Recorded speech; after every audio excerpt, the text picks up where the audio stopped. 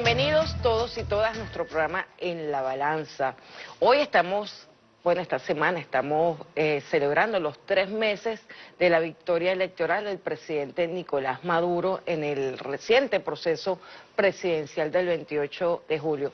Mucha agua ya ha pasado en estos 3 meses, muchos acontecimientos, y yo quiero conversar sobre lo que ha significado estos 3 meses de continuidad de las políticas y del proyecto histórico de Bolívar de cara al nuevo periodo constitucional 2025-2031. Tenemos para ese tema y también para hablar sobre los BRICS y el alcance de esta importante organización del sur global en función de un mundo diferente, multipolar, pluripolar, multicéntrico. Tenemos a la investigadora e historiadora Anabel Díaz Aché, que nos acompaña hoy. Bienvenida, Anabel. Gracias, Olga, por la invitación. Hemos pasado muchísimas cosas estos 3 meses, ¿no? Sobre todo entendiendo que de un proceso electoral con todas las garantías en relación al cumplimiento de los principios y procedimientos de auditabilidad del proceso electoral en un sistema de vanguardia a nivel de la región, a pesar de que se desarrolló con todos los elementos, finalizó con todas las garantías, fue boicoteado por la extrema derecha. Sin embargo, también fue derrotada desde los mecanismos y soluciones constitucionales que tenemos los venezolanos y las venezolanas. Háblame un poco de lo que ha significado estos 3 meses de la victoria del presidente en relación a lo que hay por venir. Sí, bueno, Venezuela es un país que se encuentra en estos momentos en una paz que muchos países del mundo envidian, una paz, una estabilidad y una legitimidad del gobierno. Recordemos que legitimidad es la aceptación de la autoridad sin necesidad del uso de la fuerza, y eso en Venezuela es el estado normal de opinión, ¿no? Hemos transitado por todos estos años, luego de la muerte del comandante Chávez, en una constante intención de romper la constitucionalidad, de romper el hilo constitucional, de romper la estabilidad y la legalidad, la legitimidad del gobierno bolivariano. Y han sido de manera permanente derrotados. En algunos momentos por el uso de la violencia, volvieron a intentar el uso de la violencia, cuando las personas, algunos investigadores, historiadores, profesores en el exterior de otros países nos preguntan cómo lo logran, ¿no? ¿Cómo logran esta legitimidad? Y si es verdad que nosotros ganamos por más de 1 millón de votos las elecciones. En una situación que, por supuesto, para cualquier pueblo del mundo hubiese sido muy difícil, porque el pueblo venezolano, recientemente empieza a transitar por lo que el pueblo cubano ya conoce hace tantos años, más de 60 años, que es un bloqueo financiero, un bloqueo económico, y para el cual nosotros no nos considerábamos que estábamos capacitados de afrontar. Sin embargo, como pueblo hemos madurado y hemos enfrentado eso que ellos mal llaman sanciones, y hemos logrado algo que es muy importante para el pueblo venezolano, que es evidenciar. Se evidencia en la calle, en el supermercado, en el puesto de trabajo, que nosotros somos capaces de crecer con esfuerzo propio. Que somos capaces de producir lo que nos comemos. Nosotros creíamos que no éramos capaces de producir más nada que no fuera petróleo. Y estamos aquí, de pie, y además en resistencia, y además con unas expectativas y unas esperanzas bien importantes que muchos países de la región estarían, envidiando, ¿no? Y mucho más los países y los pueblos europeos. Así es. Tú hablabas de algo muy importante, que es el concepto de legitimidad, que es el no uso de la fuerza, el uso del derecho. Y nosotros tenemos varios niveles de legitimidad del proceso electoral, de todos los procesos electorales, pero en este particular hubo más elementos de legitimidad porque se recurrió también a la vía jurisdiccional. O sea, tenemos, digamos, que un primer nivel de legitimidad democrática, que es quien organiza las elecciones, es el órgano que el constituyente del 99 decidió que podía organizar las elecciones. Ese es como el primer nivel de legitimidad democrática. El segundo, por supuesto, es la confianza del electorado, que acudió a votar en un 60% de participación, en un sistema donde el voto es facultativo, no es obligatorio como en otros países. O sea, ese segundo nivel fue importante de legitimidad del proceso electoral, la confianza en el sistema electoral. Y luego, por supuesto, entre otros niveles de legitimidad, porque quisieron cuestionarlo. Sí, señora. Hicieron todo un plan perverso para desdibujar el ordenamiento jurídico, desdibujar la institucionalidad y hacer un órgano paralelo. El mismo estilo del 2019 Sí, con Guaidó. repiten la misma estrategia, la misma fracasada estrategia, Así ¿no? es, Pero cada vez desde una posición más débil, de mayor debilidad. Ya incluso la gente que se había organizado en comanditos en algunas urbanizaciones de Caracas se preguntaba, bueno, esta vez sí vamos a entregar las pruebas, esta vez sí las tenemos, porque ellos mismos dudan de sus propios pseudo líderes porque saben que no son capaces de sostener la palabra. ¿De qué ha sido capaz el presidente Nicolás Maduro? De sostener su palabra, de sostener su verdad y de luchar por lo que nosotros creemos que es lo justo. Bueno, nosotros ganamos limpiamente las elecciones, no tenemos por qué entregarlas, porque la mediática internacional nos ataque. Nosotros no tenemos nada que demostrarle a otros países. Nosotros somos un pueblo libre y soberano, y decidimos, y lo que aquí se decide, y tenemos vías, como tú dices, institucionales, jurisdiccionales, todo el entramado constitucional que la Constitución le ha dado, que además blinda la voluntad popular. Entonces pueden venir miles de pseudolíderes que en sus países no tienen mayor aceptación que la que pudiera tener acá el presidente Nicolás Maduro, a poner en duda, ¿verdad?, unas elecciones que nosotros las ganamos, las ganamos limpiamente, además las ganamos calle a calle y casa a casa, en el medio de más de 900 medidas coercitivas unilaterales. Yo a veces digo, quizás a lo mejor tú lo compartes, ¿no?, que la extrema derecha siempre ha hablado de elecciones libres, pero ellos no nos han permitido a nosotros tener elecciones libres. Es así. O sea, realmente ir en el 2015 a elecciones frente a una guerra económica y un ataque a la moneda que fue brutal, todos lo sufrimos, lo vivimos en carne propia. Muchos confundieron lo que estaba ocurriendo, quizás los más escudriñadores nos dábamos cuenta que eso era una estrategia de guerra, pero la mayoría no comprendía lo que estaba ocurriendo con el desabastecimiento. Esa no era una elección libre, la del 2015, pues nos sometieron a una situación de máxima presión. Igualmente en el 2018, porque ellos previamente en 2017, recordemos, bueno, en 2015 todo el entramado que quisieron montar desde la Asamblea Nacional, las medidas coercitivas, criminales, no permiten elecciones libres en ningún país.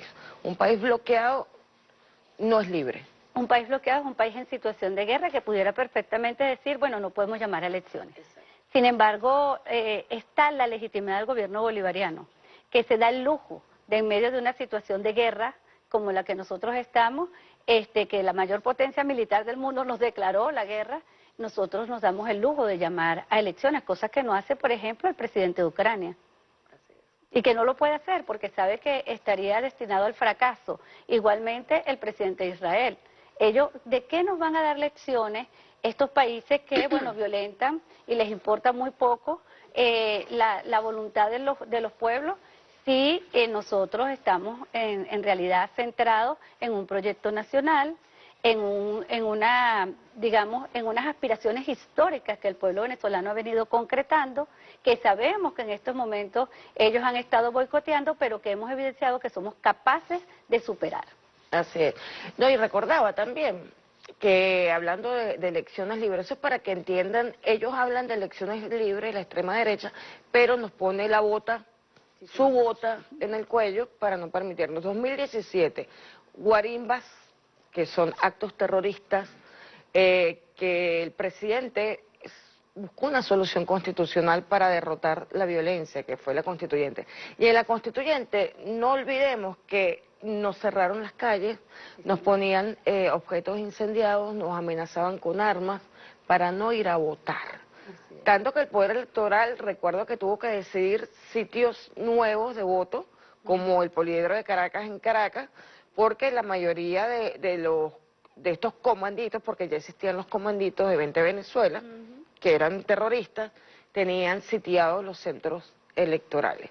Eso, por supuesto, habla de que ellos son los que no han querido elecciones libres. 2018, quemaron previamente 40.000 máquinas de votación. Así fue. En medio de una guerra económica brutal, en medio del momento crítico del bloqueo, ellos incendiaron.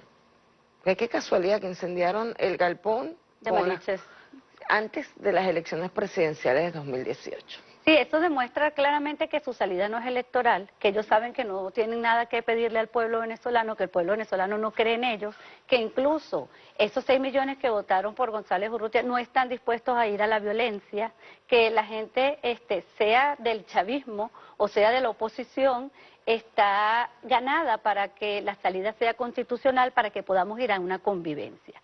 ¿Qué es lo que pasa? Que ellos, en el mundo, han crecido las corrientes neofascistas, donde, bueno, niegan al otro. Y simplemente, pues, las elecciones ya han dejado de ser esa excusa que ellos utilizaban para decir que un régimen era democrático o no. A ver, yo siempre le hago un llamado al centro Carter, un llamado a ¿qué? A la razón. Está Estados Unidos hoy a las puertas de una guerra civil. Quisiera Estados Unidos tener un sistema electoral como el venezolano, un sistema electoral que abarca todo el país, un sistema electoral que es simultáneo en todo el país, que además es automatizado en todo el país y que además nosotros hacemos elecciones de primer grado. Cada voto, cada ciudadano es un voto. Ellos no han llegado a este nivel de democracia. Deberían los señores del Centro Carter abocarse a esto porque la salida electoral pudiera evitar una guerra civil en estos momentos, en las próximas elecciones, el 5 de noviembre. Nosotros decíamos, las próximas guarimbas van a ser en Washington. Sí, ciertamente lo que tú dices, el tema de las soluciones institucionales pasan porque éstas sean democráticas. O sea, en Estados Unidos hay un proceso electoral poco democrático por el grado en que pueden votar, son elecciones de segundo grado. Si quizás, como tú dices, fueran a una elección o una consulta donde escuchan directamente la opinión del pueblo, quizás otra situación se reflejaría.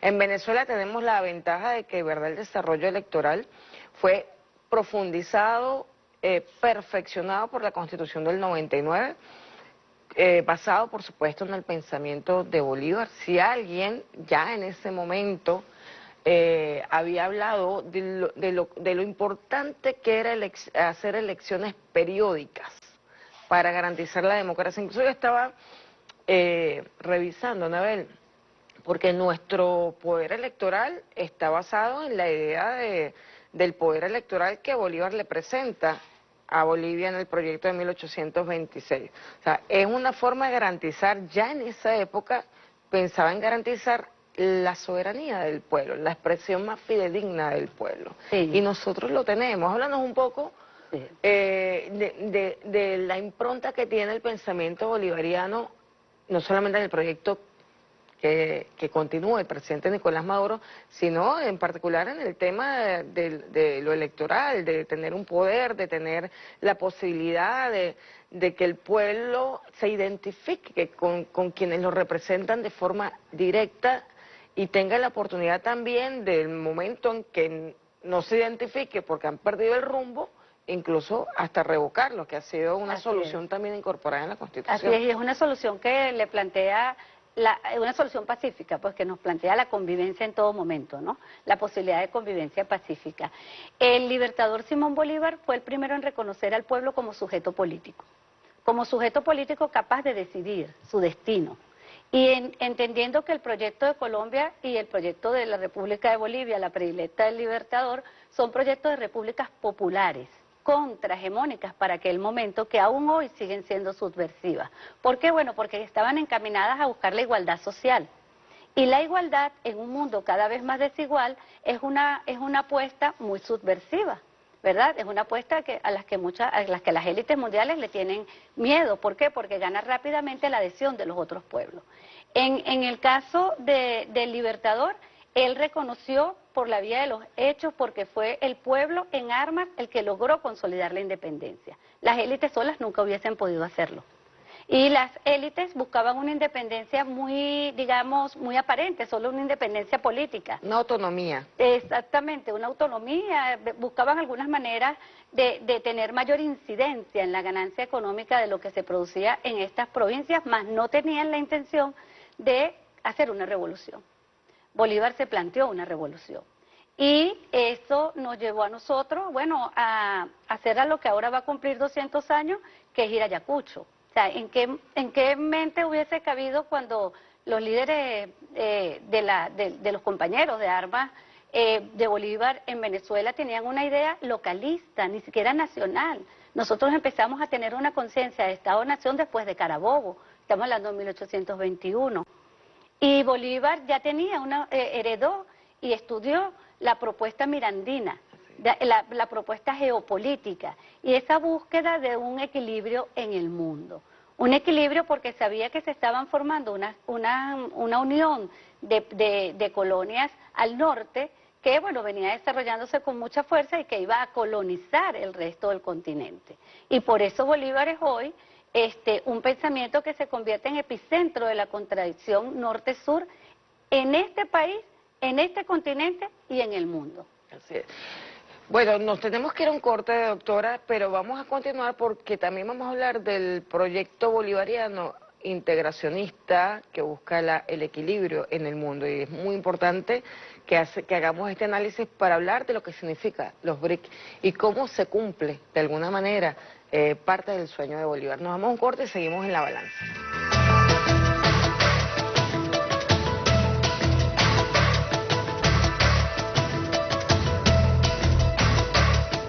Continuamos en La Balanza con la doctora Anabel Díaz H., reconocida investigadora e historiadora venezolana. Conversábamos en el otro segmento sobre la visión de Bolívar. Hablamos de su visión en cuanto a los procesos democráticos y al tema electoral. Pero hay un tema que está muy vinculado al acontecer nacional e internacional en este momento, que es la propuesta integradora de Bolívar y la propuesta, bueno, además él fue el padre del derecho internacional público, entre otras cosas, ¿no? Y del derecho internacional humanitario también. Sí, sí. Pero además, Bolívar, digamos que se empeñó en que entendiéramos que era necesario para el bien de la humanidad un equilibrio en el mundo, un equilibrio entre los diferentes continentes, sectores de poder. Y eso es lo que se pretende en este momento con la llegada de esta propuesta, bueno, ya tiene 16 años trabajándose, de los BRICS. Háblanos un poco del Bolívar que está presente en este Día del Mundo pluripolar, yo siempre me enredo, y multicéntrico. Sí, bueno, fíjate, Bolívar era un visionario, en realidad, claro. Al él analizar la situación mundial para ese momento de unas potencias en competencia y nosotros unas colonias recién liberadas, él decía que el legado más importante no era la independencia, sino la unidad latinoamericana. Y si nos vamos a su más fiel seguidor en la vida, por la vía de la práctica, que fue el comandante Chávez una vez que llega a la presidencia comienza a buscar los mecanismos de integración regional. ¿Por qué? Porque, bueno, en esa intuición política, en ese estudio, en ese análisis que hacía de la situación mundial, veía que, pues, la hegemonía y la unipolaridad iba a tener un tiempo corto y que nosotros iba a haber un nuevo escenario mundial donde América Latina tenía que entrar en bloque. Y entrar en bloque, ¿por qué? Bueno, porque la sumatoria de nuestras potencialidades nos daría un peso mucho más importante en el concierto de naciones. ¿Cómo puede Venezuela enfrentar sola a grandes potencias con capacidades nucleares, militares, etcétera, ¿no? Sin embargo, Chávez intentó que fuera la CELAC, que fuera UNASUR, y bueno, lo hemos logrado.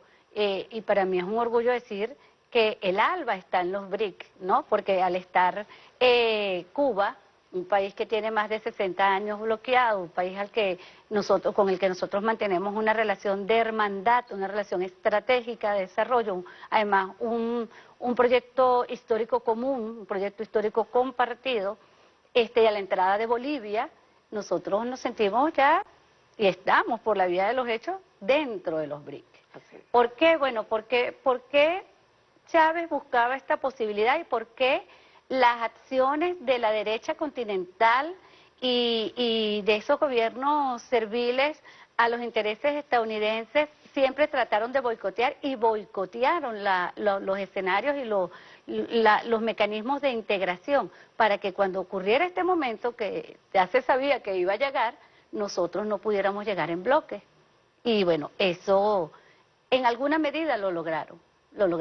Recordemos que una de las cosas que agilizó el golpe de Estado contra Dilma Rousseff fue precisamente que Dilma sienta a la CELAC con China. Y eso definitivamente encendió las alarmas en las élites regionales y fundamentalmente en la élite estadounidense. Y era imprescindible darle un golpe de Estado a esa mujer. Entonces, bueno, esto decirlo porque cuando el presidente llega a Kazán dice, nosotros tenemos 200 años trabajando para que existan los BRIC, y es verdad porque Bolívar decía, mira, estas pequeñas provincias, él decía, un archipiélago de repúblicas, de pequeñas repúblicas, no tienen cómo sobrevivir en este enfrentamiento de grandes potencias. Es precisamente la unidad lo que va a preservar nuestra independencia y lo que nos va a dar un peso propio en el concierto de naciones. Y Venezuela, en eso que nosotros llamamos Latinoamérica, que además los analistas han resaltado durante todo el fin de las últimas décadas del siglo XX, que el siglo XXI era el siglo de Latinoamérica porque acumulaba ya las fuerzas productivas, la población, las capacidades para entrar con mucha más fuerza, tener un lugar más protagónico en el mundo. Entonces, este siglo XXI que nos encuentra desunidos, ¿verdad?, que nos encuentra dispersos, también nos encuentra con la primera revolución del siglo XXI, que es la revolución bolivariana, además una revolución que se logra por la vía electoral, ¿no? Esto le da a Venezuela un peso político de liderazgo dentro de la región. ¿Por qué? Porque tuvo la capacidad de visualizar lo que iba a suceder. Y el que tiene la mayor preparación en argumentos, la mayor preparación de liderazgo y de presencia en el mundo es Venezuela. Esto puede traer muchas contradicciones internas dentro del bloque de los países suramericanos y dentro de los países latinoamericanos, pero los pueblos así lo reconocen. Y luego de este liderazgo ejercido por el comandante Chávez desde el punto de vista político, que se sentó y revivió la OPEP, por ejemplo, hoy en los BRIC están los principales productores de crudo y eso le da a Venezuela un peso importante en el mundo. Venezuela tiene un peso importante porque es la principal reserva de petróleo del mundo, pero no es la principal reserva de petróleo del mundo arrodillada y entregada a los intereses hegemónicos. Es la principal reserva del mundo que dice esta carta y este petróleo lo uso para la liberación de los pueblos. Y lo ha demostrado desde la práctica con Petrocaribe. Entonces, el liderazgo de Venezuela en los países del Caribe, nosotros lo demostramos por la vía de la práctica. Tú me das arroz y yo te doy petróleo. ¿Dónde? Con la visión de la complementariedad, que fue un concepto que incorporó el comandante Chávez. La visión de la complementariedad para lograr la unidad. La visión de la complementariedad porque lo importante no son unos dólares más o unos dólares menos, que la oposición siempre nos decía que estábamos regalando el petróleo. O crecer juntos. Exacto, sino un desarrollo compartido, porque, digamos, ¿a dónde vamos nosotros? El país que tiene una fachada caribe más ancha, más larga de Sudamérica, ¿a dónde va si el Caribe está en ruinas, por ejemplo? ¿No? Y ellos, el norte hegemónico, está tratando de recolonizar el Caribe. Porque nosotros se lo arrebatamos en sus narices a las grandes corporaciones petroleras estadounidenses. Y eso no nos los perdonan, ¿verdad? Y lo hicimos con la ayuda de Cuba. Y hemos tenido en esos países, se ha mantenido a pesar de el boicot que ha sufrido la industria petrolera venezolana, a pesar de las medidas en contra de PDVSA, las medidas coercitivas unilaterales en contra del PDVSA que no nos permiten comercializar nuestro petróleo de manera libre, nosotros seguimos manteniendo la unidad con los pueblos del Caribe. Ahora, en la reciente Asamblea General de las Naciones Unidas, los presidentes de los pueblos del Caribe, todos dijeron al unísono: nosotros le pedimos a los Estados Unidos que pare el envío de armas que está en manos de los grupos delincuenciales. Porque ellos empezaron a caotizar el Caribe, a vender armas de manera, a traficar con armas de manera abrupta para desestabilizar toda la región. Y desestabilizar esa región a la vez que están ocupando con el Comando Sur militarmente los países del eje andino.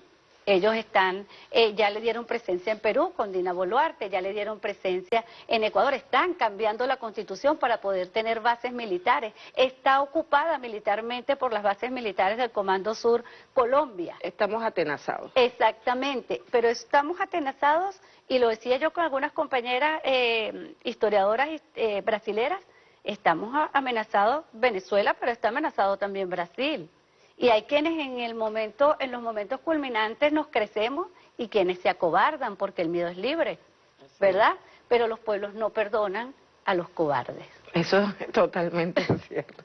Y eso es lo que vamos a observar ya lo estamos viendo en Brasil con respecto a la pérdida del liderazgo de Lula. Perdió una oportunidad histórica de liderazgo valiente. Sí, y perdió una oportunidad de darle a Brasil... de sumar a Brasil, como lo hizo, es un país fundador de los BRIC, y además incumplió los principios de los BRIC, que es un principio de inclusión, ¿no? Y no un principio de veto, porque si vamos a utilizar el veto nos quedamos en las Naciones Unidas, claro, ¿verdad? O nos quedamos en la OEA, pero nosotros estamos pensando en otro mundo, en otra posibilidad. Además, las condiciones económicas, las condiciones materiales, las condiciones objetivas, las condiciones subjetivas en el mundo están dadas para que este salto se diera. Y lo que ha hecho Lula ha sido una breve pausa, pero claro, no puede parar esto que ya es una transformación indetenible en el mundo. Me parece estar escuchando al comandante Chávez, de verdad. Recordar que en estos momentos son solo momentos que nos permite reflexionar y replantear no solo la estrategia, sino también nos permite ver lo que va a ocurrir, porque no es mentira, el que se mete con Venezuela se seca. Eso es poco técnico, pero es una realidad. Es una realidad. Yo quisiera, antes de cerrar este bloque, que me pusieran el video del presidente de Venezuela y de la posición de Brasil. Теперь по поводу Бразилии, оценки со стороны Бразилии того, что происходит в Венесуэле. Мы знаем эти оценки. У нас позиции не совпадают с Бразилией по вопросу Венесуэлы. Я говорю об этом открыто. Мы говорили об этом по телефону позавчера с президентом Бразилии, с которым у меня очень добрые, я считаю, дружеские отношения. Венесуэла борется за свою независимость, за свой суверенитет. Помню, лидер оппозиции после еще предыдущих выборов вышел на площадь, возвел глаза к небу и сказал, что он перед Господом считает себя президентом. Смешно? И тогда мы обсуждали эту ситуацию с руководством Соединенных Штатов. Но они поддерживали и до сих пор поддерживают оппозицию. Но скромно умолчали, ухмыльнулись и все. Ясно, что это нелепо, правда? Любой там человек может выйти, глаза к небу поднять и объявить себя кем угодно, в том числе и Папой Римским. Но так же не бывает, так не должно быть. Существуют определенные процедуры избирательного характера. Идите на выборы и побеждайте. Мы считаем, что президент Мадуро победил на выборах, победил честно. Он сформировал правительство, и мы желаем успеха его правительству и венесуэльскому народу. Но очень рассчитываю на то, что Бразилия и Венесуэла в ходе двухсторонние дискуссии, разберутся в двухсторонних отношениях. Я знаю президента Лулу как очень порядочного, честного человека. Уверен, что он именно с таких позиций, с позиции объективного характера, будет подходить и к этой ситуации. И он меня кое-какие слова просил передать президенту Венесуэлы в ходе нашего телефонного разговора. Надеюсь, что ситуация будет выравнена. Escuchamos al presidente Putin en la cumbre de Kazán, la cumbre de los BRICS.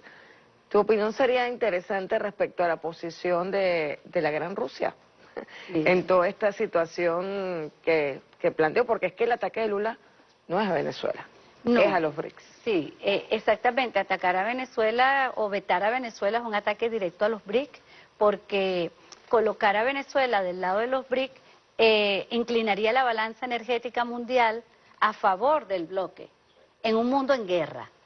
Y una guerra que además está sufriendo directamente Rusia, porque la mediática mundial habla de la guerra en Ucrania, o de la guerra de la invasión de Rusia a Ucrania, pero en realidad se trata de una guerra de la OTAN contra Rusia. O sea, todos juntos contra un solo miembro del bloque, ¿no? Y la capacidad militar que ha demostrado Rusia, donde pues los ejércitos de la OTAN y la OTAN misma saben que no tienen posibilidades reales de ganar por la vía militar esta contienda. Entonces, para Putin, el ingreso de Venezuela a los BRICS era la posibilidad de inclinar la balanza y de llegar y forzar un acuerdo de paz en Ucrania. Era la posibilidad para Irán, por ejemplo, de facilitar un diálogo de paz en el Medio Oriente. O sea, lo que Lula ha hecho tiene proporciones catastróficas para el mundo porque significan vidas humanas. Vidas humanas, ¿por qué? Por intereses mezquinos, intereses de corto plazo, porque estoy en unas elecciones y estoy apretado, porque el lobby estadounidense, el lobby petrolero, no me permite... Que es el lobby sionista. Que es el lobby sionista, no me permite aceptar la entrada de Venezuela a los BRICS. Porque, bueno, Brasil no era tradicionalmente un país exportador de petróleo, pero gracias al boicot que ha vivido PDVSA y gracias a las inversiones que ha hecho Petrobras en sus activos, ha recuperado y ha tenido un crecimiento dentro del mercado petrolero. Entonces empieza a ver a Venezuela como un posible competidor, cuando pudiéramos ser aliados, y somos históricamente aliados.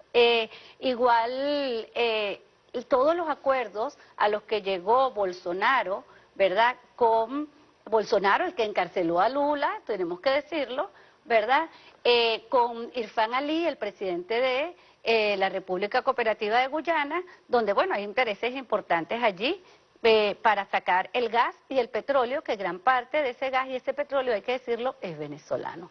Entonces, bueno, no puedo reconocer este país porque pongo en riesgo los intereses de las élites brasileras, no del pueblo brasilero, de las élites, cuando lo que está en juego es una base militar en una región que además es una región estratégica para el mundo, porque es la región de mayor biodiversidad en un planeta que está en una situación grave. Una de las cosas que también dijeron los pueblos del Caribe en esta Asamblea General de las Naciones Unidas es que ellos o se cambia el sistema o ellos van a desaparecer. Porque, bueno, todo lo que hemos sufrido los países en el ámbito mundial por la pandemia, toda la depresión económica a la que nos estamos enfrentando, todas las dificultades económicas a las que nos estamos enfrentando, se le suma una mayor intensidad y cantidad de desastres naturales, que además eso implica una inversión de su PIB muy importante, pueblos que sufrieron una casi nula entrada de divisas porque viven del turismo y estábamos en pandemia. Entonces, hambre, señores, es lo que viene para el Caribe y es lo que están enfrentando los pueblos del Caribe y que además han entendido que Venezuela es una aliada fundamental. Ahora acabamos de firmar Agroalba, Porque Venezuela tiene una capacidad de producción de alimentos, no solamente una capacidad de producción petrolera. Ya nos demostramos a nosotros mismos que tenemos la capacidad de alimentarnos. Ahora podemos ayudar a los países del Caribe a que se alimenten. Entonces, cónchale, lo que Lula ha hecho de verdad se pierde de vista. Doctora, nos tenemos que ir a un corte y al regreso vamos a tener una intervención que nos envía el profesor Aníbal Garzón, quien además recientemente editó un libro de su investigación sobre los BRICS. Nos vamos a un corte y continuamos con la doctora Anabel Díaz H.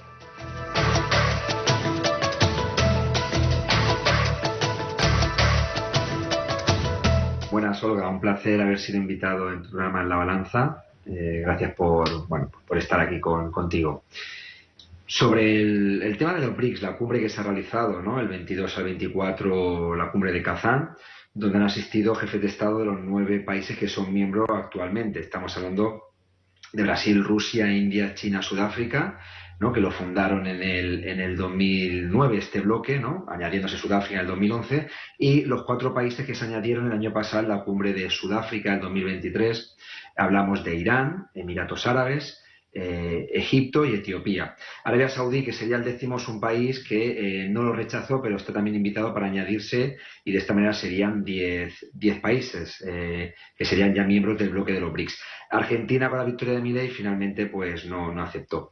En esta cumbre se le da mucha importancia a la reunión de jefes de Estado, que lo es, con las reuniones además bilaterales, trilaterales, ¿no?, entre todos los miembros. No olvidemos que los BRICS llevan, ¿no?, ya lo anunció Putin, ¿no?, al inicio del año, más de 200 reuniones en diferentes esferas.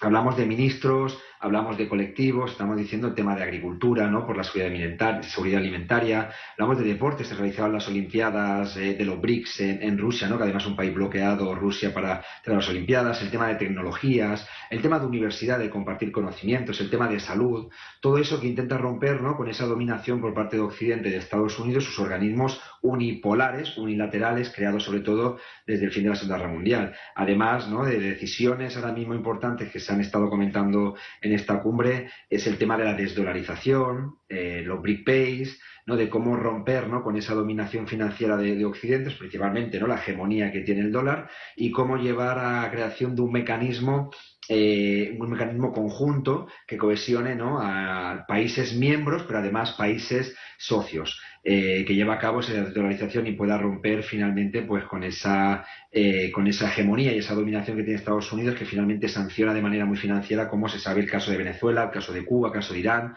incluso el caso de Rusia. Por lo tanto, es el mecanismo que rompería con el Fondo Monetario Internacional lo que es el Pacto Bretton Woods, creado en 1944. Y eso se está también avanzando mucho y es una esfera importante, potenciando sobre todo también el comercio entre los países miembros de manera bilateral, la cooperación sur-sur y finalmente dar identidad al sur global.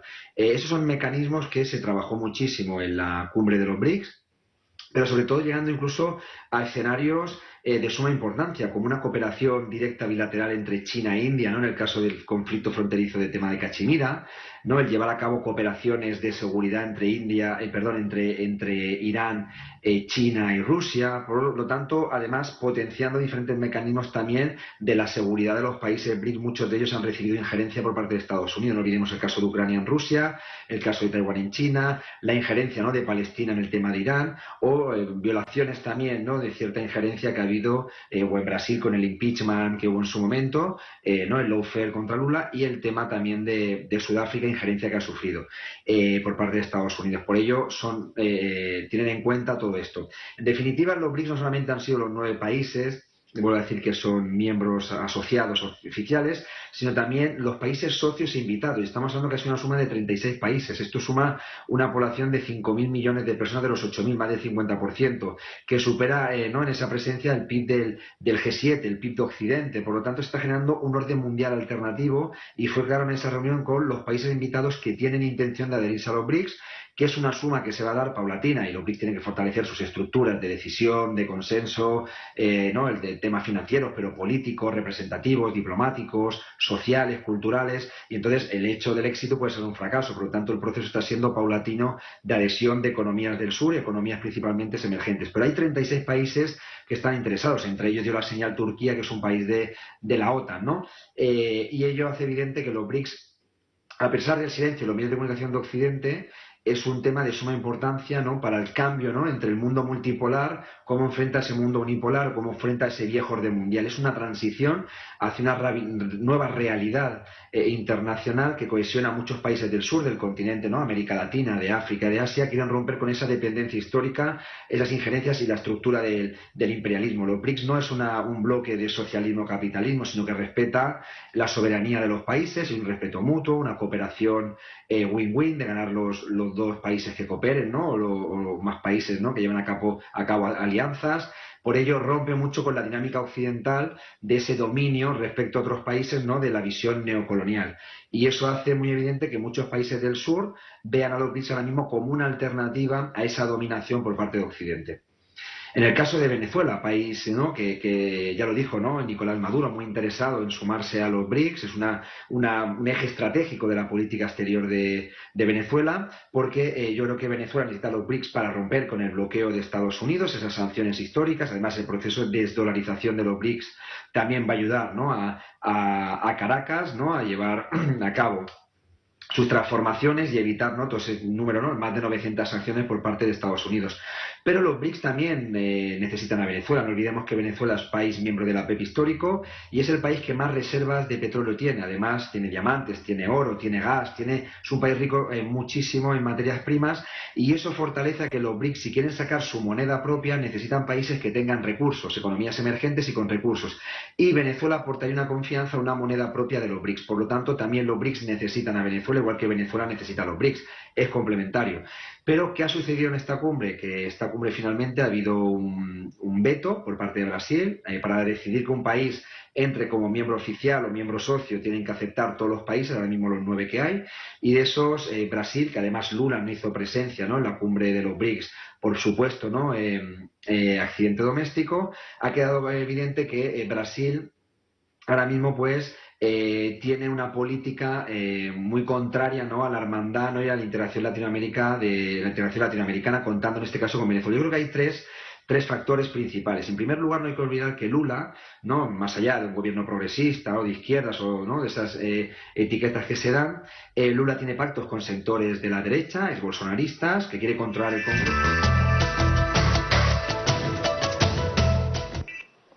Gracias al sociólogo Aníbal Garzón, extraordinario investigador y analista, tiene este libro de reciente edición que va a traer a presentación a Venezuela, según entiendo, que se llama BRICS, la transición hacia un orden mundial alternativo. Para los que hablaban de la transición, la única transición que hay hacia un mundo alternativo, multipolar y multicéntrico. Doctora, estábamos hablando de dos elementos mientras veíamos este video. Uno, la presencia de Palestina y cómo se boicotea la posibilidad de generar la fuerza suficiente para obligar a Israel a retirarse del territorio ocupado y a entrar en el aro del derecho internacional, genocida Israel. Otra de las cosas que quisiera que me comentara en relación a este tema es que realmente Venezuela no deja de estar en los BRICS. Es así. Venezuela sigue en su proceso de ingreso. Los BRICS es una organización que tiene una complejidad importante por lo que significa, y seguimos en digamos que en el trabajo permanente para el ingreso definitivo como miembro. Sin embargo, seguimos asociados a las grandes potencias que están allí y que ya son miembros, como el caso de Irán, que ha demostrado ser además una potencia digna. Ha demostrado además su poderío recientemente frente a los ataques del genocida. Sí, bueno, en el caso de Irán es importante socio estratégico de Venezuela. Todos los países BRICS son importantes socios estratégicos de Venezuela, incluso aquellos que estuvieron históricamente aliados a los Estados Unidos y al hegemón occidental, ¿no?, todo lo que es la Unión Europea, como Arabia Saudita, Emiratos Árabes, son países con los que Venezuela comparte la OPEP, intereses comunes, ¿no?, en la OPEP, y que además países que respetan la influencia de Venezuela en la región. Entonces, nosotros, Sudáfrica, un país que también hay un amplio reconocimiento hacia Venezuela, la India, que ha empezado a negociar con Venezuela. Es decir, si nosotros nos hacemos un paseo por todos los países miembros todos tienen relaciones con Venezuela, pero Venezuela está dentro de los BRIC. Pero también se discutió entre los mecanismos de integración si podíamos entrar en bloques, ¿no? Eso que era la propuesta de Chávez, digamos, en consonancia con nuestra tradición histórica bolivariana, entrar en bloque. Y lo que han estado boicoteando las élites, tanto nacionales como internacionales y regionales. En el caso de Palestina, sí, mover la balanza energética del mundo significa mover los precios del crudo, significa poder presionar para llegar a acuerdos de paz en esa región, donde estamos frente a un holocausto, ¿verdad?, que se transmite en vivo y en directo, donde están muriendo mujeres y niños.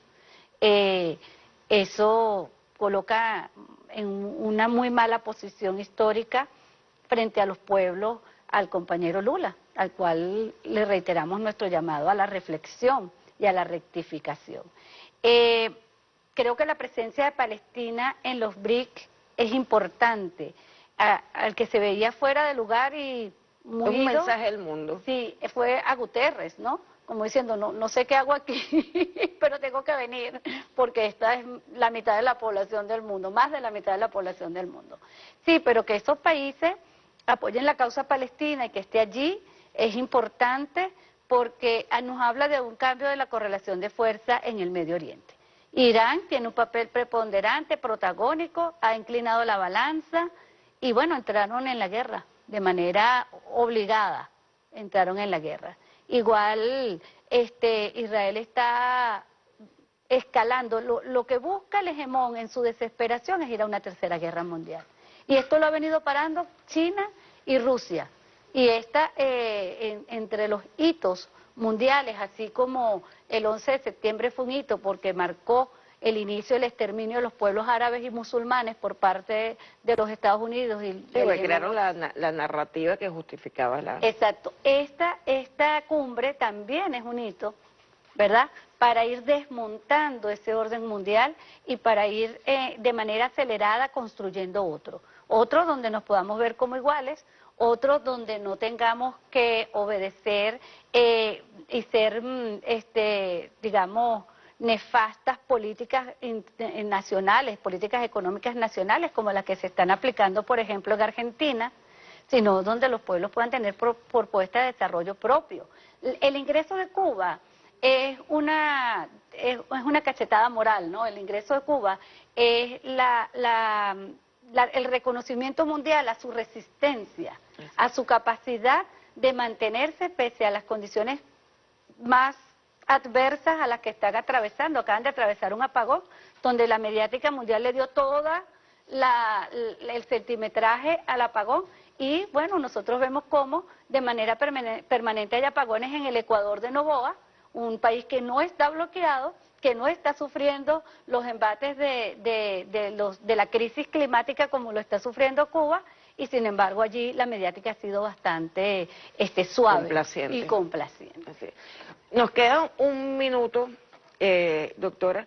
Yo quisiera que, de forma resumida, la victoria del presidente Nicolás Maduro, el ataque permanente al presidente Nicolás Maduro en el tiempo reciente, antes al comandante Chávez, pero en esta oportunidad el presidente Nicolás Maduro reelecto para el periodo 2025-2031, tiene mucho que ver con estos grupos criminales, llámese Comanditos Venezuela, María Corina Machado, que son operadores locales de una estrategia de ese lobby sionista y petrolero que está detrás de quienes pretenden parar a Asia Occidental y las posibilidades de esta transición al mundo alternativo. ¿Tu opinión respecto a eso? Sí, bueno, como te decía, esta cumbre va a ser un hito histórico y es una cumbre donde los BRICS se escriben con B de Bolívar, porque Venezuela tiene un papel protagónico. El hecho de que nos vetaran es simbólico para el mundo, ¿no? Es decir, tratan de detener el nuevo mundo, pero es imposible detenerlo. Y eso lo vamos a demostrar por la vía de los hechos, y lo estamos demostrando por la vía de los hechos. Además que el presidente Nicolás Maduro llega con una legitimidad y una fuerza económica de crecimiento que, bueno, a pesar de toda la campaña internacional para deslegitimar su gobierno, ha sido imposible porque ha recibido el reconocimiento de más de la mitad del mundo. Entonces, este conjunto de países, este G7, que trata de imponer y cambiar regímenes en el mundo, está definitivamente viendo que su capacidad de coaccionar es cada vez menor y va a tener que sentarse de igual a igual. Muchos lobistas norteamericanos, incluso Venezuela, es causa de divisiones internas y presiones internas dentro del lobby mismo petrolero, porque bueno, es la lucha de la Chevron contra la ExxonMobil. Allá ellos y sus problemas, nosotros estamos resueltos a ser libres. Así es. Nosotros entonces hoy celebramos además la derrota de esas operaciones en Venezuela que intentan desestabilizar la posibilidad de construir el proyecto histórico de Bolívar. Gracias, doctora Anabel, por habernos acompañado, siempre invitada a este programa. Nos queda siempre corto el tiempo, porque hay mucho que hablar y hay muchas reflexiones producto de tu investigación que nos interesa escuchar. Gracias a ustedes, nos vemos el próximo martes en La Balanza.